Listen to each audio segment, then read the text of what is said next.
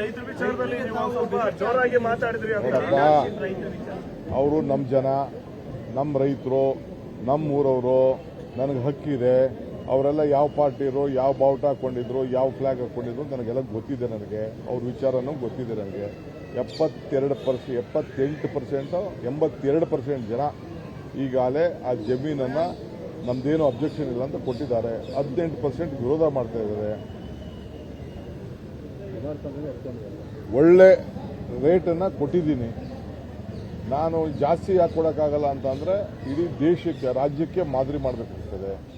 ಇದು ಅವರು ಯಾರು ಈಗ ಡ್ರಾಪ್ ಮಾಡಬೇಕಾದ್ರೆ ಕುಮಾರಸ್ವಾಮಿ ಅವರು ಮಾಡ್ಬೋದಾಯ್ತಲ್ಲ, ಯಡಿಯೂರಪ್ಪನವ್ರು ಮಾಡ್ಬೋದಾಯ್ತಲ್ಲ, ಯಾಕೆ ಅವ್ರು ಮಾಡಲಿಲ್ಲ? ಇದು ನಾನಲ್ಲ ನೋಟಿಫೈ ಮಾಡಿದ್ದು, ಅವ್ರು ಮಾಡಿದ್ದು. ಈಗ ನೈಸು ಅಷ್ಟೇ. ಯಾವ ಕಾರಣಕ್ಕೂ ಸುಪ್ರೀಂ ಕೋರ್ಟ್ ಫೈನಲ್ ಡಿಸಿಷನ್ ಆಗಂಟ 1 ಎಕರೆ ಕೂಡ ನಾವು ಮಾಡೋಕ್ಕಾಗಲ್ಲ. ಕೋರ್ಟಿಂದ ಏನು ಬೇಕಾದ್ರೂ ಮಾಡ್ಕೊಂಡು ಬರಲಿ, ಅದು ಬೇರೆ ವಿಚಾರ.